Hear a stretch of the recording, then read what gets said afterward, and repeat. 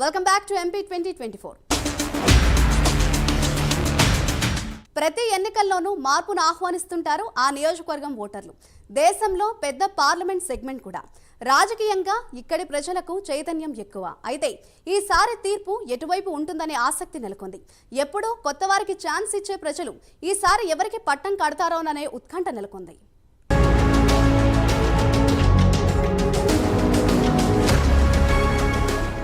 దేశంలోనే అతిపెద్ద నియోజకవర్గం మల్కాజ్గిరి. నియోజకవర్గాల పునర్విభజనలో భాగంగా 2009లో ఏర్పాటైంది. దీన్ని మినీ ఇండియాగా పిలుస్తారు. ఇక్కడ 3 సార్లు ఎన్నికలు జరగ్గా కాంగ్రెస్ 2 సార్లు గెలుపొందింది. 2009లో సర్వే సత్యనారాయణ, 2014లో టీడీపీ తరఫున పోటీ చేసిన చామకూర మల్లారెడ్డి బీఆర్ఎస్ అభ్యర్థి మైనంపల్లి హనుమంతరావుపై 8,176 ఓట్లతో గెలుపొందారు. ఇక 2019లో రేవంత్ రెడ్డి గ్రాండ్ విక్టరీ కొట్టారు. ఈసారి 3వ హ్యాట్రిక్ కోసం ట్రై చేస్తున్నారు. బీజేపీ, బీఆర్ఎస్ ఒక్కసారి కూడా ఖాతా తెరవలేదు. తెలంగాణ రాష్ట్రం ఏర్పడ్డాక ఇక్కడ 37 మంది అభ్యర్థులు బరిలో ఉన్నారు. అయితే ప్రధానంగా 3 పార్టీల మధ్యనే పోటీ కొనసాగుతుంది. మొత్తం మల్కాజ్గిరిలో 38 లక్షల మందికి పైగా ఓటర్లున్నారు.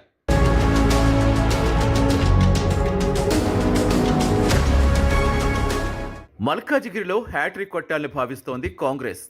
సీఎం రేవంత్ రెడ్డి గెలుపొందిన నియోజకవర్గం కావడంతో హస్తం పార్టీ అత్యంత ప్రతిష్టాత్మకంగా తీసుకుంది. ఉమ్మడి రంగారెడ్డి జిల్లాలో గట్టి పట్టున్న మాజీ మంత్రి పట్నం మహేందర్ రెడ్డి సతీమణి, వికారాబాద్ జెడ్పీ చైర్మన్ సునీతా మహేందర్ రెడ్డి పోటీ చేస్తున్నారు. ఆమె గెలుపు కోసం సీఎంఏ స్వయంగా రంగంలోకి దిగారు. అయితే గత అసెంబ్లీ ఎన్నికల్లో నియోజకవర్గ పరిధిలో 7 స్థానాల్లో కాంగ్రెస్ ఒక్కటీ గెలవలేదు. అదే ఇప్పుడు హస్తం పార్టీకి ప్రతికూలంగా మారే అవకాశం ఉందని పార్టీ వర్గాలు భావిస్తున్నాయి. రాష్ట్ర వ్యాప్తంగా కాంగ్రెస్ గాలి వీచిన ఈ నియోజకవర్గం స్వయంగా సీఎం రేవంత్ రెడ్డి ప్రాతినిధ్యం వహించిన అసెంబ్లీ ఎన్నికల్లో మాత్రం ఖాతా తెరవలేకపోయింది. ఇప్పుడు లోక్సభ ఎన్నికల్లో గెలవటం పెద్ద సవాల్గా మారింది. మరోవైపు పార్టీ అభ్యర్థి సునీతా మహేందర్ రెడ్డి నాన్ లోకల్ అనే ప్రచారం కాంగ్రెస్కు ఇబ్బందిగా మారుతున్నట్టు తెలుస్తోంది.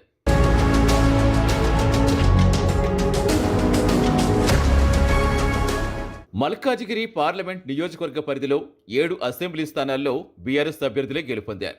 ఎమ్మెల్యేలంతా రాగిడి లక్ష్మారెడ్డి గెలుపు కోసం అంత చురుగ్గా వ్యవహరించడం లేదని పార్టీ వర్గాల్లోనే విమర్శలు వస్తున్నాయి. బీఆర్ఎస్ టికెట్ దక్కించుకోవడంలో విజయం సాధించిన రాగిడి లక్ష్మారెడ్డి పార్టీలో ఉన్న అనిశ్చితి తొలగిస్తేనే విజయం సాధ్యమవుతుందనే అభిప్రాయం వ్యక్తమవుతోంది.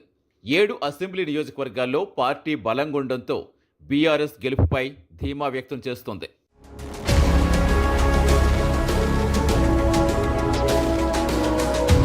ఇక మరోవైపు సీనియర్ నేత మాజీ మంత్రి ఈటెల అసెంబ్లీ ఎన్నికల్లో హుజూరాబాద్, గజ్వేల్ స్థానాల నుంచి పోటీ చేసి ఓడిపోయారు. ఆయన భవిష్యత్ మొత్తం పార్లమెంట్ ఎన్నికలపైనే. ఈటెలకు అనేక అంశాలు కలిసొస్తున్నాయి. ప్రధాని మోదీ చరిష్మా, హిందుత్వ నినాదం, పార్టీ రాష్ట్ర అధ్యక్షుడి అండదండలు కలిసి వచ్చే అంశాలుగా భావించవచ్చు.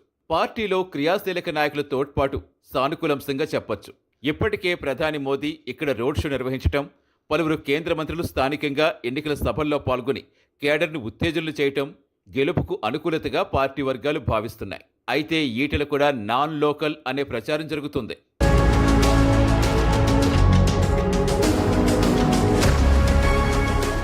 కార్మికుల ఓట్లపైనే మేడ్చల్లో అభ్యర్థులు గెలుపోవటం నిర్ణయిస్తారు. ఇక్కడ 7 అసెంబ్లీ నియోజకవర్గాలకు గాను కంటోన్మెంట్ మినహాయించి ఉప్పల్, కూకట్పల్లి, కుత్బులాపూర్, మల్కాజ్గిరి, మేడ్చల్, ఎల్బీనగర్ పరిధిలో జీడిమెట్ల, బాలానగర్, షామీర్పేట్, మేడ్చల్, కుషాయిగూడ, చర్లపల్లి, మౌలాలి, నాచారం, మల్లాపూర్, ఉప్పల్ ప్రాంతాల్లో పారిశ్రామిక వాడలున్నాయి. ప్రభుత్వ రంగ పరిశ్రమలతో పాటుగా ప్రైవేట్లో ఇంజనీరింగ్, ఫార్మా, ఫుడ్ సహా పలు ఇండస్ట్రీలు ఉన్నాయి.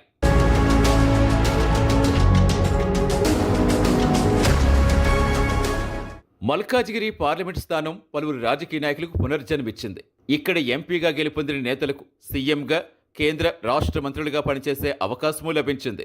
అదే సమయంలో ఇక్కడ పోటీ చేసి ఓడిపోయిన నాయకులకు కూడా రాజకీయ రంగంలో మేలు జరిగిందనే అభిప్రాయమూ ఉంది.